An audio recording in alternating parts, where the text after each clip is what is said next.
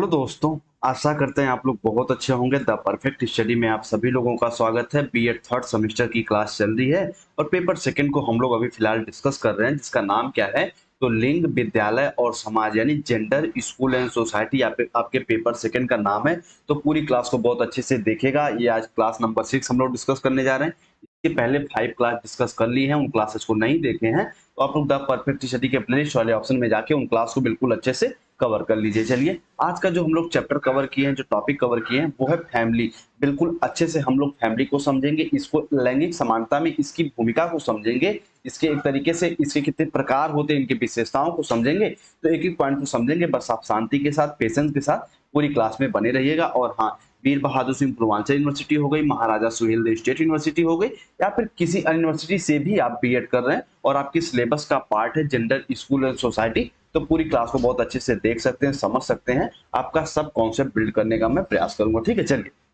अब की बार हम लोग टारगेट लेके चल रहे हैं 80%। तो आप सबसे यही उम्मीद है कि खूब मन लगा के खूब बेहतर तरीके से पढ़िए और 80% बड़े आराम से अचीव करके लेके आइए। ठीक है, चलिए।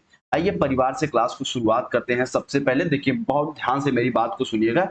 जब बात आती कि सर परिवार क्या होता है, तो हम कह सकते हैं किसी देश, यानी किसी कंट्री का एक पार्ट होता है। कहोगे सर इसे समझाइए। देखिए, ध्यान से मेरी बात को समझिएगा। परिवार को हम क्यों किसी कंट्री का एक पार्ट कह रहे हैं? मान लीजिए आप, जैसे सबसे पहले जो होता है, मान लीजिए इसे हम समझने के लिए कह सकते हैं परिवार होता है। ठीक है, परिवार जैसे कई परिवार अगर मिल जा रहे हैं तो एक तरीके से हम कह सकते हैं उसके बाद क्या होता है, गांव का निर्माण होता है। जब गांव का निर्माण हो जाता है तो हम कहते हैं सर ये ब्लॉक का निर्माण होता है। कहते हैं ना, हमारा ब्लॉक ये है, हमारा ब्लॉक वो है। तो ब्लॉक का निर्माण होता है। उसके बाद जब ब्लॉक का निर्माण हो जाता है तो हम कहते हैं सर तहसील का निर्माण होता है। किसका सर? तो कहोगे सर तहसील का निर्माण होता है। फिर जब तहसील, तो उसके बाद कहोगे सर जिला का निर्माण होता है। जब जिला कई मिलते हैं तो उसके बाद जो होते हैं भैया कौन बनते हैं, तो देश बनते हैं। जैसे हमारा भारत देश, हमारा भारत देश। तो यहाँ पे खूब अच्छे से आपको समझते हुए आगे बढ़ना है कि जो आपका परिवार होता है वो आप भैया देश का ही एक हिस्सा होता है। कई परिवार के एक मिलने के बाद ही एक तरीके से कह सकते हैं देश का डिजाइन होता है, देश का निर्माण होता है। और परिवार के लिए हम कई शब्दों का उपयोग करते हैं। जैसे हम कह सकते हैं घर कह सकते हैं, कुटुंब कहते हैं, गेह कहते हैं, उसके बाद सदन कहते हैं। इन शब्दों का प्रयोग करते हैं हम परिवार को डिफाइन करने के लिए, परिवार को बताने के लिए। कहते हैं ना कि हम घर जा रहे हैं, यानी हम अपने परिवार में जा रहे हैं, हम अपने कुटुंब में जा रहे हैं। तो इस प्रकार से परिवार के अन्य नाम भी होते हैं, इनको अच्छे से समझते रहिएगा। और एक तरीके से जब बात आती है परिवार की, तो परिवार होता क्या है, तो हम कह सकते हैं जहां पर, ठीक है, जहां पर भैया एक तरीके से बच्चे हो गए, युवा हो गए, वृद्ध हो गए, सभी मिलजुल कर निवास करते हैं, उन्हें हम परिवार कहते हैं। देखो, बहुत ध्यान से मेरी बात को समझिएगा। मैं आपको कुछ बातें समझाना चाहता हूं। एक एक होता है आपका समूह, एक होता है आपका परिवार। ठीक है, एक होता है समूह, एक होता है परिवार। अंतर करके समझेंगे तो समझ जाएंगे। जो परिवार होता है इनमें रक्त संबंध होता है। जैसे एक तरीके से आपके भाई हो गए, आपके मम्मी हो गई, आपके पापा हो गए, तो ये लोग अगर मिल के साथ रह रहे हैं तो इन्हें हम परिवार कहते हैं। और समूह क्या होता है, इनमें भी लोग मिलजुल के ही रहते हैं। बुजुर्ग हो गए, एक तरीके से बच्चे हो गए, लेकिन इनमें रक्त संबंध नहीं होता। समूह में एक समझने के लिए हम कह सकते हैं, जो समूह होता है ये रक्त संबंध पर आधारित नहीं होता, बल्कि इसमें कोई भी व्यक्ति आके शामिल होगा और रह सकता है। लेकिन परिवार में आपके रक्त संबंध वाले व्यक्ति रहते हैं। अगर इससे नहीं समझे तो ये समझ सकते हैं, एक परिवार होता है, हम कह सकते हैं औपचारिक। एक होता है औपचारिक, एक होता है आपका अनौपचारिक। तो औपचारिक में यानी फॉर्मल में हम कह सकते हैं कि भैया फॉर्मल परिवार, यानी औपचारिक परिवार किसे कहेंगे, जिसमें ब्लड रिलेशन के आधार पर परिवार का निर्माण हो। जैसे आपके दादा हो गए, फिर आपके एक तरीके से दादी हो गए, फिर एक तरीके से आपके पापा हो गए, फिर आप हो गए, फिर आपके बच्चे हुए। तो ये औपचारिक परिवार है। अनौपचारिक परिवार हम किसे कह सकते हैं, जिसमें भी एक तरीके से कॉम्बिनेशन बॉन्ड रहता है, लेकिन इनमें कोई कोई ब्लड रिलेशन नहीं रहता। जैसे हम कह सकते हैं कि आपके मान लीजिए कोई एक तरीके से कोई आपका मित्र हो गया, आप हो गए, तो ये लोग मिल के कहीं एक समूह में रह रहे हैं, तो ये भी अपने आप में एक परिवार ही है, लेकिन इसे अनौपचारिक परिवार हम कह सकते हैं। तो इतना उम्मीद करते हैं आप लोग समझ गए होंगे कि परिवार क्या होता है। जहां पे एक तरीके से व्यक्तियों के समूह मिलके एक दूसरे के साथ निवास करते हैं, उन्हें हम परिवार कह सकते हैं। और परिवार और समूह में कुछ मैं अंतर बताया हूं, इन अंतरों को भी अपने दिमाग में आप लोग बना के रखिएगा। ठीक है, चलिए। आइए अब थोड़ा सा हम मैकाइवर के अनुसार परिवार की कुछ डेफिनेशन समझते हैं। ये क्या कहते हैं? ये कहते हैं भैया परिवार एक ऐसा समूह है जो पर्याप्त रूप से लैंगिक संबंध पर आधारित होता है। ये कहते हैं भैया जो हमारा एक तरीके से जो परिवार होता है, एक ग्रुप तो है, लेकिन ये लैंगिक आधार पर आधारित होता है, जो इतना अस्थायी होता है कि इसके द्वारा बालक के जन्म तथा पालन पोषण की व्यवस्था होती है। जैसे मेरी बात ध्यान समझना, एक बालक है, मान लीजिए एक बालक है यहाँ पे, वो अभी जन्म लिया, हाल फिलहाल में जन्म लिया, उसका पालन पोषण कौन करेगा? तो कहोगे सर उसके परिवार वाले ही करेंगे। तो परिवार इतना एक तरीके से महत्व रोल निभाता है बच्चे के लिए कि उसके पालन पोषण की भी व्यवस्था करता है। और ये भैया आज बताइए, अगर वो बालक, अगर ये परिवार में इनका रक्त संबंध ना हो तो इनका पालन पोषण कोई करेगा? वैसे तो गोद लेने के लिए बच्चों को सब गोद लेते हैं, लेकिन मुख्य रूप से पालन पोषण नहीं करते, एक तरीके से ऐसा माना जाता है। तो हम इतना समझने के लिए कह सकते हैं कि परिवार जो होता है वो बालक के पालन पोषण की व्यवस्था भी सुनिश्चित करता है, और ये लैंगिक संबंध पर आधारित होता है। इस तरीके से हम लोग इसे समझ सकते हैं मैकाइवर ऑन पेज की डिफिनेशन को। आइए कई डिफिनेशन लेके आया हूं ताकि आपका दिमाग बिल्कुल एक तरीके से खुल जाए, चीजें आप बेहतर रूप से समझ जाएं। क्लियर क्या कहते हैं इसके बारे में? परिवार से हम संबंधों की वह व्यवस्था समझते हैं जो माता पिता तथा उनकी संतानों के मध्य पाया जाता है। बस सिंपल सा डिफिनेशन ये समझने वाली है। ये कहते हैं भैया कि जो परिवार होता है ना, इसमें माता पिता और उनके जो भी बच्चे होते हैं, ठीक है, बच्चों के बच्चे होते हैं, जो उनके मध्य जो एक तरीके से संबंध, एक रिलेशन पाया जाता है, उसे ही हम फैमिली कह सकते हैं, उसे हम परिवार कह के बुला सकते हैं। ये क्लियर की डिफिनेशन है, उम्मीद करते हैं इसको भी अच्छे से जानेंगे। एग्जाम में आपके हमेशा पूछ देता है कि परिवार को परिभाषित करिए, परिवार का भैया शिक्षा में क्या उपयोग है ये बताइए, तो खूब अच्छे से क्लास में समझिए। उसके बारे में रूसो क्या कहते हैं कि शिक्षा जन्म से प्रारंभ होती है तथा माता पिता उपयुक्त परिचायक होते हैं। इस बात को समझिएगा, ये परिवार का एक तरीके से इन्होंने महत्व को बताया है, ठीक है। रूसो परिवार के महत्व को बताते हैं कि भैया परिवार जो होता है वो शिक्षा को जन्म के आधार पर निर्धारित करता है। यानी एक बालक जब जन्म लेता है तो उसके शुरू शुरू में जो गुरु होते हैं वो कौन होते हैं? तो माता पिता होते हैं। और माता पिता होते कहाँ हैं? तो कहोगे सर ये परिवार में ये लोग होते हैं। तो रूसो भैया परिवार के महत्व पे जोर देते हैं कि शिक्षा के लिए ये इंपॉर्टेंट हो जाती है आपकी जो कि एक तरीके से फैमिली, ठीक है। चलिए पेस्टोलॉजिस्ट के बारे में क्या कहते हैं, परिवार फैमिली के बारे में? तो कहते हैं कि परिवार प्यार तथा स्नेह का केंद्र है। बिल्कुल बात सही है। शिक्षा का सर्वोत्तम स्थान है, बालक का प्रथम विद्यालय है। यहाँ से भैया जो बच्चे सीटेट वगैरह की तैयारी कर रहे होंगे, यहाँ से क्वेश्चन भी आता है। जब आप सोशलाइजेशन पढ़ते तो पूछा जाता है कि भैया ये बताइए कि बालक के एक तरीके से शिक्षा का प्राथमिक कारण कौन है? तो हम कह सकते हैं कि भैया वो है आपका आपका एक तरीके से परिवार है, ठीक है। यानी एक तरीके से प्राथमिक कारण विद्यालय कौन है? तो हम कहते हैं परिवार। बालक सबसे पहले कहाँ कुछ सीखता है? तो अपने परिवार में। तो ये भी इसके इंपॉर्टेंस को बताते हैं कि बालक का प्रथम जो विद्यालय होता है वो उनका परिवार होता है तथा वो प्यार व स्नेह का केंद्र होता है, जहाँ पे बच्चे तरह तरह तरह के भैया गुणों दोषों को सीखते हुए आगे बढ़ते हैं, ठीक है। चलिए आइए फ्रॉबेल साहब परिवार के बारे में क्या कहते हैं? ये कहते हैं माताएं बालक के आदर्श गुरु होती हैं। यानी जो भी एक तरीके से भैया मम्मी होती, माताएं होती हैं, बच्चों के अंदर जो भी नैतिकता वगैरह सिखाती हैं, तो उनके लिए वो आदर्श गुरु होती हैं, एक तरीके से टीचर होती हैं। परिवार द्वारा प्राप्त अनौपचारिक शिक्षा सर्वाधिक प्रभावशाली और प्राकृतिक होती है। हम सबको पता है जो परिवार द्वारा शिक्षा मिलती है वो अनौपचारिक होती है, बल्कि जो स्कूल वगैरह की शिक्षा मिलती है वो क्या होती है भैया? तो वो कहेंगे सर औपचारिक होती है और ये अनौपचारिक होती है। तो जो जो एक तरीके से परिवार से शिक्षा मिलती अनौपचारिक होती, लेकिन ये हमारे व्यक्तित्व के लिए, हमारे आदर्श के लिए महत्वपूर्ण होती है, ये कहते हैं महान फ्रॉबेल साहब। आइए मारिया मोंटेसरी इसके बारे में क्या कहती है? बड़ी अच्छी डेफिनेशन इन्होंने दिया कि परिवार बच्चों की शिक्षा में प्रशंसकीय भूमिका निभाते हैं।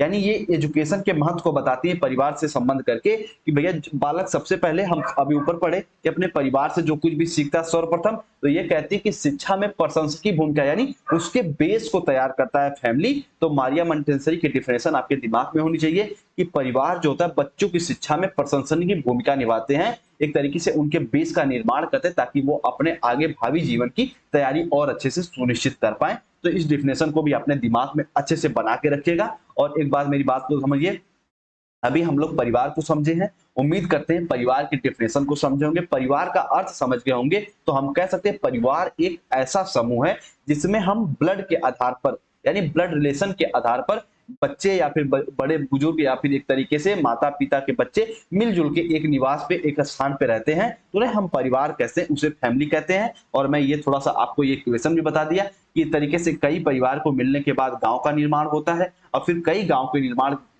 मिलने के बाद एक ब्लॉक का निर्माण होता है, फिर कई ब्लॉक के बनने के बाद भैया एक क्या होता है, तहसील का निर्माण होता है, फिर कई तहसील को मिलने के बाद जिला का निर्माण होता है, और फिर कई जिला को मिलके यहाँ पे राज्य होता है, यहाँ पे राज्य का निर्माण होता है, और फिर कई राज्य को मिलकर यहाँ पे देश का निर्माण होता है। इतना अपने दिमाग में होना चाहिए। हाँ, जिला के बाद राज्य आएगा और राज्य के बाद देश आएगा, ठीक है, तो इतना अपने दिमाग में आपके होना चाहिए एक तरीके से इक्वेशन, ठीक है। चलिए अब हम लोग आगे बढ़ते हैं और आगे बढ़ते हुए परिवार को एक बार समझ गए तो यस करिए। हाँ सर, हम परिवार यानी फैमिली को समझ गए। परिवार क्या होता है, तो हम कह सकते हैं परिवार एक ऐसा समूह है जिसमें भैया एक तरीके से ब्लड के लैंगिक संबंध के आधार पर व्यक्तियां एक साथ रहते हैं। और यही जब बात आती है समूह के, तो समूह में ये जरूरी नहीं कि लैंगिक संबंध ही हो, इसमें कोई भी व्यक्ति आके उस समूह के नियमों का पालन करते हुए रह सकता है। अच्छा, एक बात यहाँ पे ध्यान समझना, जो कि जिला के बाद कई जिला के मिलने के बाद स्टेट बनता है और स्टेट के मिलने के बाद कोई कंट्री बनती है, तो यहाँ पे थोड़ा सा समझ लीजिएगा, ठीक है। यहाँ पे राज्य नहीं लिख पाए, चलिए कोई बात नहीं। आइए आगे बढ़ते हैं हम लोग। अब हम लोग एक तरीके से परिवार की विशेषता को समझेंगे। आइए, सबसे फर्स्ट परिवार की विशेषता कैरेक्टरिस्टिक्स को समझते हैं। लैंगिक संबंध पर आधारित होता है। अभी मैंने ऊपर बताया कि भैया ये समूह जो होता है वो लैंगिक संबंध पर आधारित नहीं होता, बल्कि जो फैमिली होती है वो लैंगिक संबंध पर आधारित होती है। ये अस्थायी होता है। आप जिस परिवार में जन्म ले रही है, तो परिवार तो चेंज नहीं कर पाएंगे, आपके माता पिता तो वही रहेंगे, चाहे आप कितने बुजुर्ग हो जाए, चाहे कितने बड़े हो जाए, और कोई भी व्यक्ति हुआ परिवार की उसको आवश्यकता पड़ती ही पड़ती है। उसके बाद थर्ड पॉइंट है पालन पोषण तथा भरण पोषण के हेतु उत्तरदायित्व तो होता है। एक तरीके से हम ये समझते हैं जो परिवार होता है ये बच्चे का पालन पोषण करता है, उसके उसके पालन पोषण के प्रति उत्तरदायी होता है कि भैया बच्चों अगर जन्म ले लिया है हमारे परिवार में तो उसका पालन पोषण हमें करना है, उसका देख रेख करना है। तो ये भी इसकी एक विशेषता होती है। एकात्मक तथा संयुक्त दोनों ही रूपों में पाया जाता है। संयुक्त मतलब ये परिवार के प्रकार को बता रहे हैं कि परिवार संयुक्त भी होता है, परिवार एकात्मक भी होता है। एकात्मक परिवार हम दो हमारे बच्चे, हम दो हमारे दो नहीं कहेंगे, यहाँ पे हम इतना सिर्फ कहेंगे हम दो हमारे बच्चे, अगर हम उनको लेके चल रहे हैं तो वो एकात्मक परिवार है। और संयुक्त परिवार हम हैं और हम दो हैं और हमारे माता पिता, हमारे दादा दादी, हमारे बुआ, हमारे सभी प्रकार के लोग अगर हमारे परिवार में हैं तो उन्हें हम संयुक्त परिवार के डेफिनेशन में लाएंगे। अभी परिवार के प्रकार पढ़ेंगे तो ये बातें आएंगी, ठीक है। तो परिवार एकात्मक और संयुक्त दोनों रूपों में पाया जाता है। स्त्री पुरुष दोनों की ही महत्व है, जिसमें लैंगिक भेदभाव की कमी आती है। हम कह सकते हैं कि परिवार के में भैया क्या होता है, अगर स्त्री पुरुष को दोनों बराबर मानोगे तो लैंगिक भेदभाव भी कमी आएगी। ये भी इसका एक विशेषता ही है। उसके बाद कि बालकों की प्राथमिक पाठशाला है, इसको नोट पॉइंट करके कहीं लिख लीजिएगा, ठीक है। ये सीटेट का भी क्वेश्चन है कि बालकों की प्राथमिक पाठशाला कौन है, तो हम कह सकते हैं कि सर प्राथमिक पाठशाला जो होता है सर वो परिवार होता है, सर वो हमारा फैमिली होता है, वो सर हमारा फैमिली होता है। इतना इसके बारे में आप लोग अच्छे से जानते रहिएगा। रक्त संबंधों पर आधारित होता है या फिर लैंगिक संबंध कह ले, बात वही है। तो रक्त संबंधों पर आधारित होता है आपका भैया परिवार। क्या होता है सर, आपका परिवार क्या होता है कि एक तरीके से रक्त संबंधों पे, ब्लड रिलेशंस पे ये डिपेंड होता है, ठीक है। मानव समाज के आधारभूत इकाई है कि परिवार ही एक ऐसी यूनिट इकाई है कि जिससे मिलके ही आगे का डेवलपमेंट होता है, आगे कंट्री बनती है, आगे स्टेट बनते हैं, आगे जिले बनते हैं। तो परिवार ही भैया क्या होता है, एक तरीके से मूलभूत इकाई है मानव समाज के या फिर मानव विकास के। तो इतने कैरेक्टरिस्टिक्स को समझते रहिएगा, यहाँ से एग्जाम में आपके क्वेश्चन भी आ जाता है कि परिवार की विशेषता को डिफाइन करिए, ठीक है। चलिए, और उम्मीद करते हैं इतने पॉइंट को समझे होंगे। अब हम लोग आगे बढ़ते हैं और परिवार के थोड़ा सा प्रकार को समझते हैं। इसके संरचना के आधार पर परिवार के जो कितने प्रकार होते हैं। सबसे पहले संयुक्त परिवार, जिसमें सभी लोग मिलजुल के रहते हो, यानी जैसे आपके दादा दादी, बुआ, चाचा चाची, तो ये उनके माता पिता, उनके संतान, अगर ये लोग मिल के भैया कार्य कर रहे हैं तो हम कहेंगे ये संयुक्त परिवार है। और इसमें जो कार्यों का बंटवारा होता है संयुक्त रूप से किया जाता है। तो ऐसे परिवार को हम कहते हैं संयुक्त परिवार। ये सभी लोग, परिवार के जितने भी हिस्से हैं वो सभी लोग मिलजुल के रह रहे हैं, तो उसे हम संयुक्त परिवार कहेंगे। एकाकी परिवार क्या होता है सर, तो एकाकी परिवार में माता पिता, उनकी संतानें रहती हैं। इसको हम कह सकते हैं कि भैया जो, अगर जैसे मान लीजिए आपके माता पिता हैं और सिर्फ आप हो, तो हम इसे कहेंगे एकाकी परिवार। अगर मान लीजिए ये आपके माता पिता हैं, ये आप हैं, ये आपके दादा दादी हैं, ये आपके बुआ हैं, ये आपके चाचा चाची हैं, ये आपके एक तरीके सभी लोग मिलकर साथ में रह रहे हैं, उसे हम संयुक्त परिवार कहेंगे। और सिर्फ आप और आपके अगर माता पिता हैं तो उन्हें हम एकाकी परिवार कहेंगे। और वर्तमान समय में एकाकी परिवार का प्रचलन बढ़ गया है, जिसके कारण से कुछ कुरीतियां भी आ जाती हैं कि माता पिता को घर से बाहर निकाल दिया जाता है, दादी दादा का सम्मान नहीं किया जाता। तो ये प्रकार का गलत भी है, लेकिन सामाजिक संरचना है। अभी हमको सिर्फ इस पे फोकस करना है कि एकाकी परिवार में सिर्फ माता पिता, उनके बच्चे रहते हैं, और संयुक्त परिवार में भैया परिवार के सभी सदस्य रहते हैं, तो उन्हें हम संयुक्त परिवार कहेंगे। गतिशील परिवार क्या होता है, जो समय के साथ परिवर्तित होता रहे। जैसे ये लोग क्या होते हैं, आधुनिकरण की ओर एक तरीके से अग्रसर रहते हैं समय के साथ, तो इन्हें हम गतिशील परिवार कहते हैं। ये पुरातन मूल्यों आदर्शों के स्थान पर नए प्रतिमान की स्थापना करते हैं, तो इन्हें हम गतिशील परिवार कहते हैं। यानी एक तरीके से ये परिवार होते किसी परंपरा का एक तरीके से मुख्य रूप से उनका निर्वहन नहीं करते, बल्कि नवीन के स्थान से अपने आप को चेंज कर लेते हैं, तो इन्हें हम गतिशील परिवार कहेंगे। ये आधुनिकरण की ओर एक तरीके से अग्रसर रहते हैं, तो इन्हें हम गतिशील परिवार कहेंगे, ठीक है। और जो समय के साथ बदलते रहे हो, यानी कि एक तरीके से उनके एक तरीके से रहन सहन, उनके बातचीत करने का तरीका अगर बदल रहा है, तो उन्हें हम गतिशील परिवार कहते हैं। और रूढ़िवादी परिवार क्या होते हैं, अभी मैंने ऊपर भी बताया था, रूढ़िवादी शायद हम लोग पढ़ भी चुके हैं, अभी ये रूढ़िवादी शब्द नहीं आया है, पर इतना समझते चलिए कि आप किसी एक खास परंपरा को अगर पालन करते हुए आ रहे हैं, गलत परंपरा को पालन करते आ रहे हैं, तो हम कहेंगे आप रूढ़िवादी हैं, आप स्टीरियोटाइप्स हैं, ठीक है। ध्यान समझना, रूढ़िवादी परिवार वे परिवार होते हैं जो सामाजिक परिवर्तन, आधुनिकरण की परिवर्तन को, प्रवृत्ति को सहजता से नहीं अपनाते। यानी जो भी एक तरीके से आपके वर्तमान में चेंजेज हो रहे हैं, समाज में जो एक तरीके से चेंजेज आ रहे हैं, परिवर्तन आ रहे हैं, उनको ये स्वीकार नहीं करते। जैसे अभी समझने के लिए कह सकते हैं कि स्त्री शिक्षा को भैया रूढ़िवादी परिवार स्वीकार नहीं करेगा। ये कहेगा नहीं, स्त्री शिक्षा भैया किसके लिए बनी है, तो सर वो घर में रहने के लिए बनी है। सर वो घर में रहने के लिए बनी है।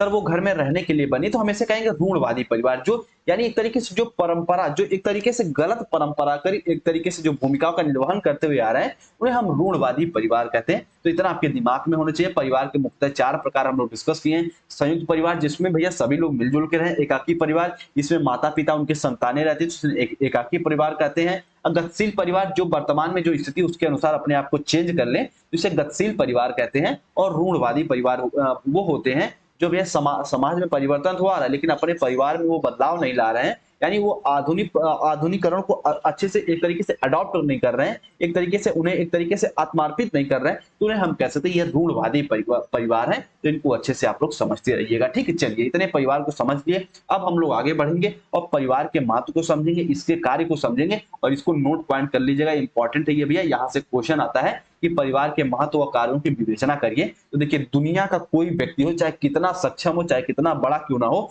उसको किसी न किसी परिवार की आवश्यकता पड़ती ही है, ठीक है। और एक बात और, कुछ बच्चे सहमत होंगे कि मैं ये नहीं मानता कि जो परिवार होते हैं वो एक तरीके से हम कह सकते हैं कि वो एक तरीके से आपके की एक तरीके से ब्लड रिलेशन द्वारा ही निर्धारित किए जाते हैं। और नहीं, परिवार में भैया इसके देखो कहते हैं ना, हर चीज के 2 प्रकार होते हैं। एक तो हम अभी ऊपर बताए औपचारिक, तो औपचारिक में हम कह सकते हैं सर ब्लड के आधार पर ही हम कह सकते हैं कि हमारा परिवार ही हमारा परिवार नहीं है। और एक हम कह सकते हैं अनौपचारिक, जिसमें उससे अच्छा भी बॉन्ड हो सकता है, उससे अच्छे लोग मिलजुल के रह सकते हैं, इसे हम अनौपचारिक कह सकते हैं, इसे हम समाज द्वारा निर्धारित कह सकते हैं। इसमें कई लोग अगर मिल के रह रहे हैं तो इसे भी हम परिवार ही कहेंगे। तो परिवार के मुख्य रूप हम कह सकते हैं, एक औपचारिक जिसमें ब्लड के आधार पर इसमें एक तरीके से इसका निर्धारण किया जाता है, एक अनौपचारिक भी कह सकते हैं समझने के अनुसार कि एक भैया जिसमें हम लोग कई व्यक्ति मिलजुल के रह रहे हैं लेकिन उनमें कोई ब्लड रिलेशन नहीं है, तो भी उनको हम परिवार ही कहते हैं, जो कि एक तरीके से सभी कार्यों को कर रहे हैं, ठीक है। तो इतना अच्छे से समझते रहिएगा। चलिए, और एक बात और, ऊपर वाली क्लास में हम लोग इसके पहले क्लास में डिस्कस किए थे, तो वो सर था, कहोगे सर वो क्या था, तो वो सर था जाति। तो मैं बोला था कि जाति एक तरीके से अनुवांशिक होती है। तो बहुत से बच्चों ने मैसेज भी किया कि सर जाति कैसे अनुवांशिक हो सकती है, इसे आप बताइए, क्योंकि ये भैया जन्म के आधार पर तो निर्धारित हो नहीं रही है। देखो बच्चे, जब बात आती है हेरिडिटी की, जब बात आती है अनुवांशिकता की, तो हमारे दिमाग में चलता है माता पिता, हमारे दिमाग में चलता है माता पिता। तो जाति जो होती है ना, ये माता पिता के आधार पर तय होती है, ठीक है। देखो मेरी बात ध्यान समझना, कोई बच्चे कहते हैं कि सर मान लीजिए कोई बच्चा जन्म लिया, हम उसे बिना किसी को बताए किसी दूसरे परिवार में उसे डाल दिए, तो उसकी जात वो हो जाएगी। देखो बच्चे, अगर हम किसी को प्रेशर डाल के अगर ऐसा कर रहे हैं तो ये पॉसिबल है, लेकिन जो मुख्य रूप से शिक्षा में हम लोग मुख्य रूप की बात करते हैं, तो एक तरीके से जो मेन बातें हैं, तो हम कह सकते हैं बच्चा जन्म लिया, उसके माता पिता जिस जाति के हैं उसी जाति का बच्चा हो जाएगा। तो इसीलिए कहते हैं कि जाति जो होती है ये अनुवांशिक होती है, यानी ये जन्म के आधार पर ही निर्धारित कर लिया जाता है। इसलिए मैं जाति को अनुवांशिक बताया हूं, इसीलिए जाति को कई मनोवैज्ञानिक अनुवांशिक बताते हैं, क्योंकि माता पिता आपके दादी दादा के आधार पर आपकी जाति का निर्धारण किया जाता है। तो ये इस पॉइंट को समझते रहिएगा। अब जबरदस्ती है उसको ले जाके किसी अन्य परिवार में डाल देंगे तो परिवार तो चेंज हो ही जाएगा, लेकिन जो मुख्य रूप से मैं बात बताना चाह रहा हूं, तो ये अगर एक औपचारिक बात करें तो ये माता पिता जिस जाति से आ रहे हैं, बच्चे भी उसी जाति के होंगे, इसीलिए इसे जन्मजात या फिर अनुवांशिक कहते हैं। तो इसमें कंफ्यूज मत होइएगा, ठीक है। चलिए, आइए अब परिवार के कार्य एवं उनके महत्व को समझते हैं। तो हम ये कह सकते हैं कि कोई भी परिवार हो, चाहे कितने भी सक्षम क्यों ना हो, उन्हें परिवार की आवश्यकता पड़ती ही पड़ती है अपने जीवन को सुचारू रूप से चलाने के लिए, अपने एक तरीके से व्यक्तित्व को डेवलपमेंट करने के लिए परिवार का नीड होता ही होता है। तो इसको अच्छे से आप लोग समझते रहिएगा। आइए एक एक पॉइंट को हम लोग समझते हैं, परिवार के कार्य और इनके महत्व को। सबसे पहले बालक परिवार में ही उत्पन्न होता है। बालक परिवार में, अब कुछ बच्चे कहेंगे सर कुछ बालक तो भैया यहाँ हॉस्पिटल में जन्म लिए, नहीं, मैं बस ये इतना बताना चाहता हूँ कि एक बालक जब जन्म लेता है तो अपने परिवार में ही रहता है। तो इस दृष्टि से परिवार महत्वपूर्ण हो जाता है, यानी उसका देख रेख का उत्तरदायित्व तो परिवार को जाता है। तो परिवार का जो महत्व हो जाता है बालक के विकास के लिए एक तरीके से महत्वपूर्ण हो जाता है, इंपॉर्टेंट हो जाता है। बालक का पालन पोषण हो गया, पालन पोषण का कार्य परिवार में ही संपन्न होता है। इस दृष्टि से परिवार भी महत्वपूर्ण है। बालक का जो भी क्रियाकलाप होते हैं, जो भी पालन पोषण होते हैं, जितने भी वो नैतिक गुण वगैरह सीखते हैं वो परिवार में ही शुरू में सीखते हैं। तो परिवार इस कारणवश भी एक तरीके से महत्वयुक्त हो जाता है, इसका इंपॉर्टेंस हो जाता है। परिवार से ही रहन सहन बोलचाल यानी जितने भी नैतिक गुण हैं हम परिवार से ही सीखते हैं। और यह प्राथमिक पाठशाला होती है हमारी परिवार, इसलिए यह भी महत्वपूर्ण हो जाती है। और परिवार का अगर पूछ दे कार्य क्या होता है तो आप कह सकते हैं परिवार का कार्य होता है बालकों के रहन सहन बोलचाल इत्यादि शिक्षा को डेवलपमेंट करना। तो ये परिवार के कार्य भी होते हैं, इनके महत्व भी होते हैं। उसके बाद अगला पॉइंट है परिवार में संवेगात्मक मनोवैज्ञानिक सुरक्षा प्राप्त होती है, यानी बालक के जो इमोशन है उसको आप एक तरीके से डेवलपमेंट करने में आपका सहायता रहता है। बालक बहुत ज्यादा चिड़चिड़े हैं, बहुत ज्यादा रो रहे हैं, बहुत ज्यादा डरे हैं, तो उनकी भी आप सुरक्षा करेंगे। तो ये भी परिवार का एक तरीके से मुख्य रोल हो जाता है। सोशलाइजेशन में तो परिवार का सबसे इंपॉर्टेंट रोल होता है। हम सब पढ़े हैं कि बालक का प्राथमिक सामाजिकरण कहाँ होता है, तो हम तुरंत आपका जवाब आना चाहिए कि सर वो परिवार में होता है। ये सीटेट का प्रश्न भी है, यहाँ से आता भी है, और बीएड का भी तो इंपॉर्टेंट है ही है कि समाजीकरण की प्रक्रिया प्रारंभ कहाँ होती है, तो सबसे फर्स्ट परिवार होती है। अनौपचारिक रूप से कहें तो परिवार, औपचारिक रूप से कहें तो सर वो होता है आपका विद्यालय, वो होता है सर आपका विद्यालय। ठीक है, वो आपका होता है विद्यालय सर, होता है आपका सोशलाइजेशन का प्रथम कारण। और एक तरीके से अनौपचारिक की बात करें तो परिवार होता है। तो भैया ये भी इंपॉर्टेंट हो जाता है, बालक के परिवार का एक तरीके सोशलाइजेशन में परिवार की भूमिका इंपॉर्टेंट हो जाती है। इस पॉइंट को भी दिमाग में बना के रखिएगा। उसके बाद जितने भी उसके कर्तव्य निष्ठा यानी किसी कार्य को करने के लिए उसकी ईमानदारी, त्याग, धैर्य, ईमानदारी, ये सब कहाँ से वो सीखता है, जितने भी ये भैया नैतिक गुण मैं आपको बता रहा हूँ, ये जितने भी नैतिक गुण बता रहा हूँ, ये बालक कहाँ सीखता है, तो कहोगे सर ये परिवार से ही सीखता है। जितने भी ये नैतिक गुण सीखते हैं, बालक का विकास स्वाभाविक विकास करने की कारण महत्वपूर्ण हो जाता है। यानी ध्यान समझना, परिवार जो होता है बालक के अंदर जो मूल प्रवृत्तियां होती हैं जैसे रोना, बोलना, चलना, यानी एक तरीके से भाषा का अर्जन, उनको डेवलपमेंट करने में परिवार का इंपॉर्टेंट रोल हो जाता है। यानी स्वाभाविक विकास, यानी जो बालक का विकास होगा ही होगा, बस आपको ऐसा इन्वायरमेंट दीजिए, वो परिवार वैसा इन्वायरमेंट देता है स्वाभाविक विकास करने के लिए। तो ये भी इंपॉर्टेंट हो जाते हैं, इस पॉइंट को भी अपने दिमाग में बना के रखिएगा। अगला पॉइंट है परिवार सांस्कृतिक विरासत को हस्तांतरित करने के कारण भी महत्वपूर्ण होता है। यानी जो भी कल्चर है, जो भी एक तरीके से हम कहते हैं सांस्कृतिक विरासत है, वो अपने बच्चों में आप हस्तांतरित करते हो, आपके बच्चे अपने बच्चे में हस्तांतरित करते, इसे ये सालों दर सालों आपकी संस्कृति बिल्कुल अच्छे से बनी रहती है। तो इसका मुख्य कारण कौन है, तो वो परिवार है। परिवार के में भैया आप जो भी व्यक्ति हैं वो अपने बच्चों को देंगे, बच्चे बच्चों को देंगे। तो इस प्रकार से आपकी जो भी विरासत है, संस्कृत विरासत है, वो चलती रहेगी, चलती रहेगी, कल्चर आपका चलता रहेगा। तो परिवार आपके संस्कृत विरासत के लिए भी इंपॉर्टेंट है। इसके जितने भी इंपॉर्टेंस मैं आपको बताया हूं, आपके एग्जाम में यहाँ से क्वेश्चन आते हैं, एक एक पॉइंट को आप अच्छे समझ के लिखेगा, पूरा पूरा नंबर आपको मिलेगा। ठीक है, चलिए देखिए, जेंडर, लिंग एंड सोसाइटी की बात हम करते हैं ना, इसमें सब हम लोग सिर्फ और सिर्फ एक तरीके से हम समानता की बात करते हैं, कैसे स्त्री पुरुष में समानता हो, कैसे इन दोनों में कोई भेदभाव ना हो, इसकी बात करते हैं। अब फिर आ गया चुनौतीपूर्ण लिंग की समानता, इसको अच्छे से समझिए कि भैया हम कह सकते हैं समाज में जो लिंग की समानता है, तो लिंग की समानता देने के लिए जो शिक्षा देते हैं उसमें परिवार की क्या भूमिका रहती है, यानी जेंडर के इक्वलिटी में परिवार की क्या भूमिका रहती है, इस पॉइंट को इसमें समझना रहता है। यानी हम इसको ऐसे भी कह सकते हैं कि जो चुनौतीपूर्ण लिंग की समानता की शिक्षा देते हैं उसमें परिवार की क्या भूमिका रहता है, परिवार का क्या रोल रहता है, परिवार के माध्यम से कैसे हम जो कि हमारे समाज में लिंगी भेदभाव उसको समाप्त कर सकते हैं। तो इसको हम लोग आइए समझिए, इसके बाद इसके सुझाव को समझेंगे और आपकी क्लास ऑफ हो जाएगी। सबसे फर्स्ट पॉइंट इसकी एक तरीके से हम कह सकते हैं कि एक तरीके से इसकी भूमिका में सबसे फर्स्ट पॉइंट कह सकते हैं कि परिवार को गर्भावस्था में कभी भी भ्रूण या लिंग जानने या गर्भवती पर कि पुत्र जन्म करने पर दबाव नहीं डालना चाहिए, ये परिवार की भूमिका होनी चाहिए। अगर लिंगी भेदभाव को आप समाप्त करना चाहते हैं तो किसी भी महिला को या फिर किसी भी परिवार के सदस्य को आप ये नहीं कह सकते कि भैया उसके भ्रूण को चेक करिए या फिर उसके गर्भवती है तो उनका उनका टेस्ट कराइए। हाँ, उनके उनके हेल्थ के लिए टेस्ट कराइए, लेकिन लिंग जानने के लिए, जेंडर जानने के लिए भैया ये बिल्कुल भी टेस्ट ना कराइए, वरना आप लिंगी भेदभाव को और बढ़ावा दे रहे हैं और ये हाल फिलहाल में ऐसा बहुत हो रहा है। ठीक है, चलिए, कुछ परिवार सिर्फ परंपरा मान्यताओं का रोना रोते हैं, पुत्र जन्म होने की आस रखते हैं। तो भैया अगर आप पुत्र जन्म होने की आस रखते हैं, लड़कियों के होने पे आप उदास हो जाते हैं, तो आप लैंगिक भेदभाव को बढ़ावा कर रहे हैं। तो परिवार को यह सुनिश्चित करना चाहिए कि बिल्कुल भी लड़की उत्पन्न हो चाहे लड़का उत्पन्न हो, सेम हम दृष्टिकोण डेवलपमेंट करें, ताकि भैया समाज में जो लिंगी भेदभाव है वो समाप्त हो जाए। परिवार में लड़का हो या लड़की हो, दोनों को समान अधिकार तथा सभी प्रकार के उत्तरदायित्व प्रदान किए जाए, कोई भी भेदभाव न किया जाता हो, तो हम कहेंगे ये परिवार की भैया शिक्षा में और लैंगिक असमानता में दूर करने में ये एक तरीके से परिवार की भूमिका हो जाती है। ठीक है, चलिए, परिवार में एक तरीके से लिंगी अपमान सूचक शब्दावली तथा व्यवहार का प्रयोग नहीं होना चाहिए, अन्यथा बच्चे भी अनुकरण करेंगे। यानी आप परिवार हो गया, विद्यालय हो गया या फिर जो भी चीजें हैं, उसमें हम कोई ऐसे शब्द का प्रयोग ना करें जिसमें ये दिखाता हो कि एक तरीके से ये जेंडर का अपमान करता हो, यानी कि एक महिलाओं का मजाक करता हो या फिर बच्चों का कि बालकों का की मजाक बनाता हो, तो ऐसे शब्दों का प्रयोग नहीं करना चाहिए, वरना बच्चे भी इसे परिवार में अनुकरण करेंगे, उसको दोहराएंगे और लैंगिक भेदभाव को बढ़ावा मिलेगा। तो इससे भी हमें बचना चाहिए, कोई ऐसा शब्द, अनुचित शब्द नहीं बोलना चाहिए। परिवार को चाहिए कि वह उपलब्ध संसाधनों में बिना किसी भेदभाव के लड़की लड़कों को पोषण, खान पीन, रहन सहन, स्वास्थ्य यानी शिक्षा पर व्यय करे। यानी बिना किसी भेदभाव के लड़की को भी शिक्षा दो, लड़कों को भी शिक्षा दो, खान पान, रहन सहन बिल्कुल समान करिए, ताकि लैंगिक भेदभाव समाप्त हो जाए हमारे समाज से।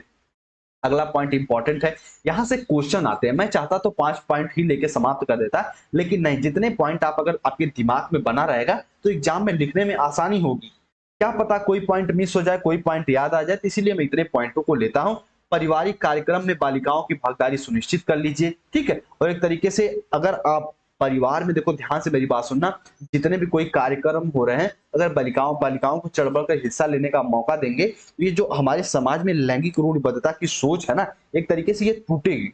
समाज में बराबरी का एक तरीके से दर्जा स्थापित होगा। तो ये भी परिवार की भूमिका है कि महिलाओं को आगे चढ़ बढ़ कर आने देना चाहिए। ठीक है, चलिए अगले पॉइंट को समझ लीजिए।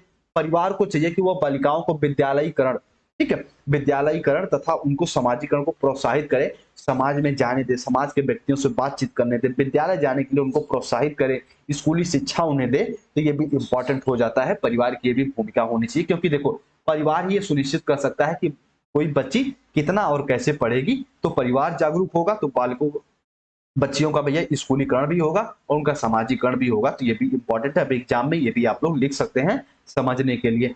परिवार को चाहिए कि जितनी भी सामाजिक कुरीतियां, चाहे पर्दा प्रथा हो गए, चाहे विद्या कि बाल विवाह हो गए, चाहे दहेज प्रथा हो गए, कि एक तरीके से विधवाओं का पुनर्विवाह का जो निषेध है, उनपे जो रोक है, उसको भी दूर करने का वो प्रयास करें, उनपे एक तरीके से कड़े एक्शन ले। और पर्दा प्रथा अपने घर में अगर पर्दा प्रथा आप समाप्त करेंगे, बाल विवाह को समाप्त करेंगे, तो धीरे धीरे भैया देश से समाप्त हो जाएगा। क्योंकि मैं अभी बताया था कि जो आपका भैया परिवार होता है, एक तरीके से परिवार से ही मिलके इसी देश का निर्माण होता है मुख्य तौर पे। तो अगर परिवार सुधरेगा तो देश अपने आप भैया सही दिशा में अग्रसर हो जाएगा। तो समाज में जितनी कुरीतियां हैं, इस पे भी पाबंदी लगाएगा परिवार, तो अपने आप भैया देश जो कि एक तरीके से सही दिशा में चलना लगेगा।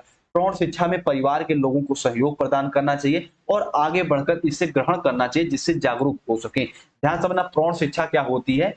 एक समय के बाद, जैसे मान लीजिए एक युवा अवस्था हो गया या फिर किशोरावस्था हो गए या फिर आपका किशोरावस्था हो गए, इस अवस्था में मान लीजिए कोई बालक पढ़ाई छोड़ दिया हो, तो वो आगे चल के प्रौढ़ावस्था में हम 25 साल के बाद भी अगर शिक्षा को ग्रहण करते हैं, यानी एक तरीके से औपचारिक शिक्षा नहीं ग्रहण करते हैं, अनौपचारिक शिक्षा ग्रहण करते हैं, तो उसके लिए भी परिवार को प्रोत्साहन देना चाहिए। महिलाएं क्या होती है, अक्सर घर के काम काज में शिक्षा की मुख्य धारा से नहीं जुड़ पा रही है वर्तमान में, तो वो क्या होता है, उनको प्रौढ़ शिक्षा के लिए भी जागरूक करें, ताकि वो अपना जीवन एजुकेशन के हिसाब से और सुचारू रूप से चला पाए। तो प्रौढ़ शिक्षा के लिए परिवार को एक तरीके से हम कह सकते हैं परिवार को बढ़ावा देना चाहिए, उनको जागरूक करना चाहिए। तो ये इसके कुछ भैया हम लोग भूमिकाओं को पढ़े हैं, इस तरीके से लैंगिक भेदभाव को हम समाप्त कर सकते हैं। ये एक तरीके से इंपॉर्टेंट पॉइंट है जितने भी हम लोग डिस्कस किए हैं। परिवार को आपसी सहयोग का भाव का विकास करना चाहिए, इसमें स्त्रियों की असमानता कम होगी। अगर परिवार में सभी लोग मिलजुल के रह रहे हैं तो स्त्रियों को एक तरीके से हम कहेंगे एक तरीके समान अवसर भी मिलेंगे आगे बढ़ने के लिए। तो परिवार में सभी को आपसी सहयोग का विकास डेवलपमेंट करना चाहिए। जितने भी पॉजिटिव पॉइंटें हैं वो भैया लैंगिक समानता को लाने के लिए परिवार में आप भूमिका में अच्छे से लिख सकते हैं। ये जितने भी पॉइंटें बताया इंपॉर्टेंट है कि चुनौतीपूर्ण लिंग की समानता में शिक्षा की क्या भूमिका होती। तो हम कह सकते हैं कि कभी भी परिवार पे कोई दबाव नहीं डालना चाहिए, बल्कि शिक्षा को आगे लाना चाहिए। महिलाओं को सामाजिकरण विद्यालयीकरण कराना चाहिए। तो इससे जो लैंगिक समानता है उसको बढ़ावा मिलेगा, यानी स्त्री पुरुष के जो भेदभाव है वो उनकी समाप्ति हो जाएगी। ठीक है, चलिए उम्मीद करते हैं इन पॉइंटों को समझेंगे। अब थोड़ा सा हम लोग आगे बढ़ते हैं और एक तरीके से हम ये कह सकते हैं कि जो चुनौतीपूर्ण लिंग की समानता की शिक्षा में परिवार की प्रभाविकता हेतु सुझाव, आप क्या-क्या सुझाव उन्हें देंगे ताकि ये समानता की जो शिक्षा है ये और प्रभावी रूप से लागू हो पाए। तो सुझाव की बात करेंगे। अभी हम लोग भूमिका की बात किए हैं, अब थोड़ा सा हम लोग कुछ सुझाव की बात करेंगे। तो ये इंपॉर्टेंट पॉइंटें हो जाती हैं। सबसे पहले हम ये कह सकते हैं, देखिए ध्यान समझना, जो परिवार होता है इनमें किसी ऐसे विषय का एक तरीके से समर्थन नहीं किया जाना चाहिए जो लिंगी भेदभाव का एक तरीके से बढ़ावा करता हो। ठीक है, परिवार अगर लिंगी भेदभाव को बढ़ावा करेगा तो समाज भैया सामान्य सी बातें हैं कि समाज या फिर देश में लिंगी भेदभाव अपने आप जड़ जड़ फैला लेंगे। तो भैया एक तरीके से जो भी आप कहते हैं समाज हो गया, राष्ट्र हो गया, इनको कमजोर करते हो, लैंगिक भेदभाव को बढ़ावा करते हो, उनका आपको बहिष्कार कर देना चाहिए। तो ये भी फर्स्ट सुझाव है आपकी एक तरीके से परिवार के लिए कि अपने परिवार में इस तरीके का आप एक तरीके से भूमिका अपनाइए। जिस हिसाब से भी एक तरीके से कहें अहिंसा बढ़ रही है, एक तरीके से हिंसा बढ़ रही है, उसे आप जड़ से समाप्त करने के लिए परिवार की भी भूमिका इंपॉर्टेंट हो जाती है। ये भी फर्स्ट सुझाव हो गया। दूसरा सुझाव हम कह सकते हैं कि परिवार ही वह संस्था है जहां प्रेम, सहानुभूति, त्याग, करुणा, परोपकार इत्यादि मानवीय मूल्यों के साथ साथ बालक में विचार और व्यापकता भरता है। यानी परिवार जो होता है वो जितने भी नैतिक गुण हैं वो बालक के अंदर भरता है। तो सबसे पहले बालक को ये करना चाहिए, यानी परिवार को करना चाहिए कि बालक जो भी कुछ सीखता है उन्हें सही दिशा में सिखाएं, उनके जो भी नैतिक मूल्य हैं उन्हें सही से सिखाएं, ताकि अगर बालक सही सीखेगा तो वो अपने परिवार का डेवलपमेंट करेगा, और जब परिवार का डेवलपमेंट होगा तो सामान्य सी बात है कि आपके देश का भी डेवलपमेंट हो जाएगा। तो ये फर्स्ट सुझाव है कि बालक में नैतिक गुणों को भी डेवलपमेंट करना चाहिए। परिवार को चाहिए कि वह सामाजिक कुरीतियों का एक तरीके से निर्भय होकर विरोध करे। अगर मैं वही बात कहूंगा कि परिवार से मिलकर देश बना है, तो जब परिवार विरोध करेगा तो देश अपने आप इन कुरीतियों का विरोध करेगा। तो इसकी एक तरीके से इंपॉर्टेंट लाइन है, इसको अपने दिमाग में बना के रखिएगा। परिवार परिवार और पारिवारिक सदस्यों को घर ही नहीं बाहर भी बालिकाओं स्त्रियों के लिए आदर सम्मान का भाव रखना चाहिए। अभी ध्यान समझना, कहते हैं ना कि एक तो भैया अभी देखो इस समय नवरात्रि का समय चल रहा है, तो हम कहते हैं कि चलो माता जी का आगमन है, हम सब स्वीकार करते हैं, लेकिन हमारे घर में जो रियल माताएं हैं उनका भी हम सम्मान करें। तो ये परिवार का दायित्व बनता है, घर में जो स्त्रियां अगर उनका सम्मान करोगे, उनको एक तरीके से जागरूक करेंगे, तो सामान्य सी बात है लैंगिक भेदभाव अपने आप समाप्त हो जाएगा। तो इन पॉइंटों को अपने दिमाग में बना के रखिएगा। परिवार का कार्य केवल भरण पोषण ही नहीं, उनके भैया एक तरीके से मानसिक स्वास्थ्य, उनके नैतिक गुण, उनके विचारों को भी डेवलपमेंट करना होता है। तो इस हिसाब से भी उन्हें शिक्षा दी जानी चाहिए परिवार के माध्यम से। इसका ये भी सुझाव इंपॉर्टेंट हो जाता है। परिवार में बालक बालिकाएं सभी को आत्म प्रकाशन के पर्याप्त अवसर मिलने चाहिए। इससे लैंगिक समानता आती है। आत्म प्रकाशन मतलब स्वयं के विचारों को डेवलपमेंट करने में, अपने आप को जानने के लिए उन्हें मौका दीजिए, अपने व्यक्तित्व अपने गुणों को विकास करने में उनको मौका दीजिए। इससे क्या होगा भैया, आपका जो देश है, आपका जो परिवार देश है, सबका डेवलपमेंट होगा। तो 6 पॉइंट भी वेरी वेरी इंपॉर्टेंट हो ही जाता है। अगला पॉइंट ये भी इंपॉर्टेंट है, परिवार को सामाजिक क्रियाओं, मेलों, प्रदर्शनों और बालिकाओं को प्रतिभाग लेने के लिए उनको एक तरीके से उनको पार्टिसिपेट करने के लिए प्रोत्साहित करना चाहिए। यानी महिलाओं को भैया मेले वेले भी दिखाइए, मेले का समय आ भी गया है, मेले भी दिखाइए, प्रदर्शनी भी दिखाइए, और सामाजिक जितने भी क्रियाकलाप हैं उनको देखो ध्यान से समझना। अगर कहते ना कि अगर मान लीजिए अगर महिलाओं को ये सब आप काम करेंगे, बालिकाओं को अगर कहीं घूमने के लिए आप मौका देंगे, कहीं जाने के लिए मौका देंगे, तो उनके अंदर भी एक तरीके से कॉन्सेप्ट डेवलप होगा, मानसिक विकास होगा, वो चीजों के बारे में समझेंगे, सोचेंगे, तो स्वाभाविक सी बात है, अगर महिलाएं ये सब कार्य करने लगेंगी, घूमने फिरने लगेंगी, सार्थक वे में घूमने फिरने लगेंगी, अपने चीजों को ऑब्जर्व करने लगेंगी, अवलोकन करने लगेंगी, तो सामान्य सी बात है कि हमारे देश का, हमारे परिवार का अपने आप जो लैंगिक भेदभाव है वो समाप्त हो ही जाएगा। परिवार को बालिकाओं के स्वतंत्र अस्तित्व और निर्णय का सम्मान करना चाहिए, ये भी इम्पोर्टेंट है। यानी आप सभी जानते हैं स्त्री पुरुष दोनों अपने आप में स्वतंत्र हैं, ठीक है, दोनों अपने आप में स्वतंत्र, दोनों के बिना समाज नहीं चल सकता। तो इनके जो भी अस्तित्व हैं, इनके निर्णय का सम्मान करना चाहिए आपके परिवार को। और जब इनके निर्णय का सम्मान करेंगे, इनको प्रोत्साहन देंगे, तो सामान्य सी बातें कि वह आपके जो कि एक तरीके से परिवार में लैंगिक भेदभाव समाप्त हो जाएगा।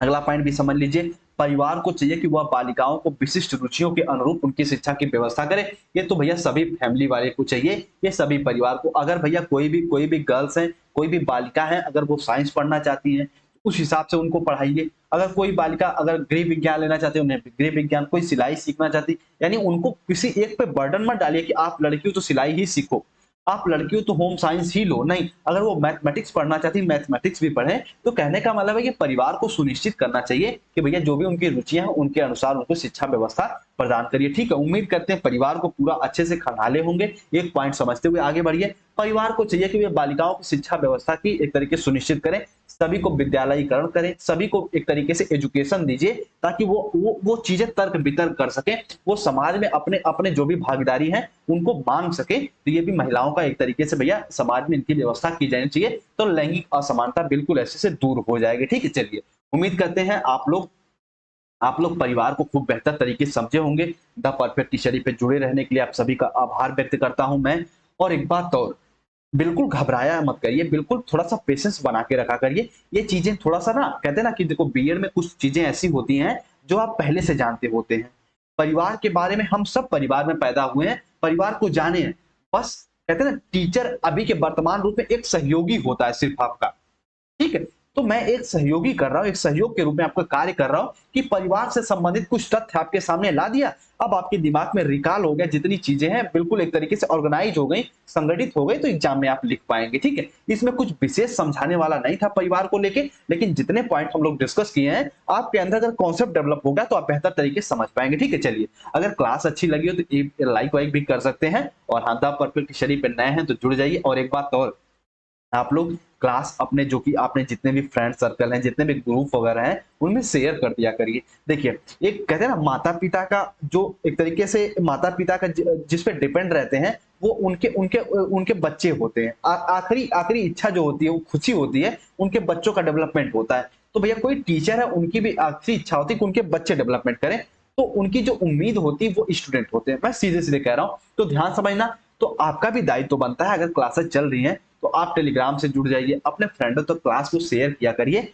तो ये तरीके से आप भी एक तरीके से अपने अपने अपने नैतिक गुणों का विकास करेंगे। ठीक है, इन अच्छे समझते हुए आगे बढ़िए। द परफेक्ट टीचरी को सब्सक्राइब वगैरह कर लीजिए, ये बेल आइकन भी प्रेस कर लीजिए। ठीक है, चलिए उम्मीद करते हैं पूरी बात को समझे होंगे। एक तरीके से परिवार के हम लोग जड़ में जाके चीजों को समझे हैं। इतना सब कुछ बताने के पीछे रीजन एक ही रहता है कि आपके अंदर कॉन्सेप्ट डेवलप हो जाए, ताकि चीजों को आप समझ पाए। यहाँ से सीटेट में क्वेश्चन भी आता है कि समाजीकरण का प्रथम कारण कौन है, तो हम कह सकते हैं वो है हमारा परिवार, वो है हमारा विद्यालय। और अगर परिवार भी नहीं है तो हम माता पिता पे टिक करेंगे। ठीक है, चलिए उम्मीद करते हैं इसे समझे होंगे। और ये जो भैया इक्वेशन बताए हैं, परिवार, गांव, ब्लॉक, तहसील, जिला, उसके बाद राज्य, फिर देश होता है, इतना अच्छे से आप लोग समझते हुए आगे बढ़िएगा। ठीक है, चलिए उम्मीद करते हैं पूरी क्लास को अच्छे से समझे होंगे। अपना ख्याल रखिए। और हाँ, अभी तक जो बच्चे नोट्स वगैरह नहीं लिए हैं, तो आपको भैया इस नंबर पे संपर्क करना है, 9005587371। व्हाट्सएप पे आपको मैसेज करना है और अपना सेमेस्टर लिखना है, अपनी यूनिवर्सिटी लिखना है, और नोट्स लेके बिल्कुल अच्छे से रिवीजन करिए। और क्लासेज में आपको ये चला ही रहा हूँ, खूब अच्छे से अपना मेहनत करते हुए आगे बढ़िए। सभी को जय हिंद, जय भारत। मिलते हैं अपनी अगली क्लास में। हाँ, सभी लोग अपना ख्याल जरूर रखिए, और अपना एक तरीके से मेरे भाई समाज में अपने व्यक्तित्व का विकास करते रहिए, सही गुणों का विकास करते रहिए। ठीक है, जितने भी कुरीतियां हैं इनसे बच के रहिए, जितने भी बुराइयां हैं इनसे बच के रहिए, अपने अच्छे गुणों का विकास करिए। ठीक है, इसी इसी बात के साथ मैं क्लास को ऑफ करता हूँ। मिलती है अपनी अगली क्लास में। सभी को जय हिंद, जय भारत।